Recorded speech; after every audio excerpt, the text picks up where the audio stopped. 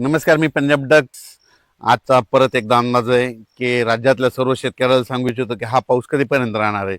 तर राज्यामध्ये आज म्हणजे मराठवाडा आणि विदर्भामध्ये आजच्या दिवसात पाऊस आहे आणि त्याच्यानंतर उद्याच्याला मात्र पूर्व विदर्भ, पश्चिम विदर्भ आणि मराठवाड्यामध्ये चांगलं सकाळपासून सूर्यदर्शन होणार आहे म्हणून हा अंदाज शेतकऱ्यांना लक्षात यायचा. पण आजच्या दिवस मात्र विदर्भ 6 आणि 5 11 जिल्हे, मराठवाड्याचे 7 जिल्हे म्हणजे आज मात्र दिवसभर पाऊस चालू राहणार आहे म्हणून हा अंदाज सर्व शेतकऱ्यांना लक्षात यायचा.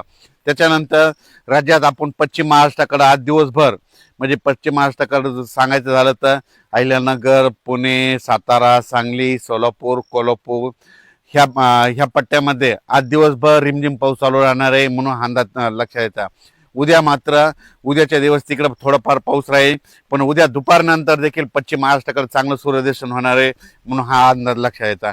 आता उत्तर महाराष्ट्राकडे वळू. उत्तर महाराष्ट्राकडे नाशिक जिल्हा, अहिल्यानगर, त्याच्यानंतर धुळे, नंदुरबार, जळगाव, दिंडोरी, इगतपुरी, संगमनेर, अकोले ह्या पट्ट्यामध्ये मात्र उद्याच्या दिवस मात्र मुसळधार पाऊस पडणार आहे म्हणून हा अंदाज लक्षात यायचा.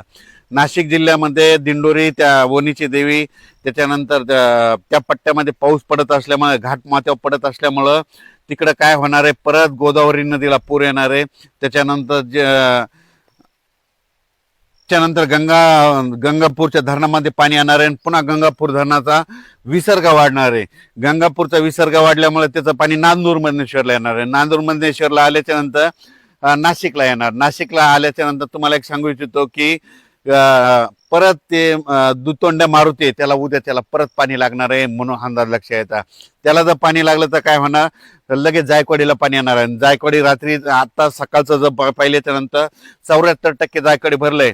माझा तरी अंदाज आहे म्हणजे ह्या 10 ऑगस्ट पर्यंत जायकवाडी जवळपास 90 ते 100% भरून जाईल म्हणून ही मराठवाड्यातल्या शेतकऱ्यासाठी आनंदाची बातमी. संभाजीनगर, जालना जिल्हा, परभणी जिल्हा, नांदेड जिल्हा, हिंगोली जिल्हा सर्व शेतकऱ्याच्या आनंदाची बातमी. जे जायकवाडी धरण जे आहे ते म्हणत होते भरणार नाही, फक्त मी एकटा म्हणत होतो की भरणार आहे म्हणून त्या जिल्ह्यासाठी सर्वप्रथम आनंदाची बातमी. तर आज सगळ्यात महत्वाचं म्हणजे पाऊस नव्हता फक्त नंदुरबार जिल्ह्यात. आज नंदुरबार जिल्हा, धुळे जिल्हा, जळगाव जिल्हा, नाशिक जिल्हा आणि नाशिकचा उत्तरेकडे भाग तिकडं मात्र काही ठिकाणी अतिमुसळधार पाऊस पडणार आहे. नंदुरबार जिल्ह्यात अतिवृष्टी होणार आहे. त्याच्यानंतर सुरत, गुजरातच्या म्हणजे आपल्या मराठवाड्याच्या बाउंड्री लगत तिकडं अतिमुसळधार पाऊस पडणार आहे. गुजरातला अतिवृष्टी होणार आहे म्हणून गुजरातच्या जनतेने अंदाज लक्षात द्यायचा. त्याच्यानंतर खास करून नंदुरबार जिल्ह्यात मात्र जे छोटे छोटे तलाव आहेत ते देखील ह्या आजच्या पावसात भरून जाणार आहेत ह्या 2 दिवसामध्ये म्हणून हे देखील लक्षात घ्यायचं. म्हणजे सांगायचं झालं तर हा पाऊस सगळीकडेच पडला म्हणजे जवळपास सगळं कव्हर केलेलं आहे. पण आजच्या दिवस उद्याच्याला मात्र राज्यात ठिकठिकाणी सूर्यदर्शन होणार आहे म्हणून अंदाज लक्षात यायचा. त्याच्यानंतर 1, 2, 3 ऑगस्टच्या नंतर राज्यात चांगलं सूर्यदर्शन असणार आहे.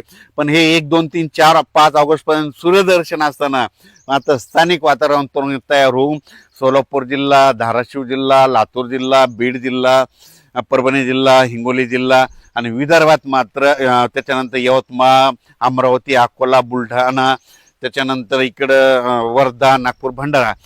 पण राज्यात मात्र 1 ऑगस्ट पासून चांगलं सूर्यदर्शन होणार आहे म्हणून ही सर्वप्रथम सर्व शेतकऱ्यासाठी आनंदाची बातमी. ज्यांचे शेतीचे कामे तुम्ही तुमचे करू शकता. ती मात्र वरुणराजाची बॅटिंग राहणार आहे मराठवाडा आणि उत्तर महाराष्ट्र. मग तुम्हाला सांगू इच्छितो नाशिक जिल्हा, नंदुरबार जिल्हा, धुळे जिल्हा, जळगाव जिल्हा, जालना जिल्हा, संभाजीनगर, परभणी जिल्हा, अहिल्यानगर, इकडं पुणे ह्या पट्ट्यामध्ये, इकडं बारामती, दोंड, इकडं राहुरी, कोपरगाव, शिर्डी, राहता, गंगापूर ह्या पट्ट्यामध्ये आज चांगला जोराचा पाऊस पडणार आहे. सिल्लोड, कन्नड, सोयगाव, फुलंब्री, त्याच्यानंतर इकडं सिंदखेड राजा, देऊळगाव राजा, त्याच्यानंतर चिखली, बुलढाणा, त्याच्यानंतर मेकर, इकडे घाटाच्या खाली मध्ये जवळपास आज मात्र चांगला जोराचा पाऊस पडणार आहे म्हणून हा अंदाज सर्व शेतकऱ्यांना लक्ष द्यायचा. अचानक वातावरण बदलला, उद्या एक मेसेज दिला जाईल, पण उद्या मात्र राज्यात ठिकठिकाणी सूर्यदर्शन होणार आहे म्हणून हा अंदाज सर्वप्रथम शेतकऱ्यांना लक्ष द्यायचा. धन्यवाद.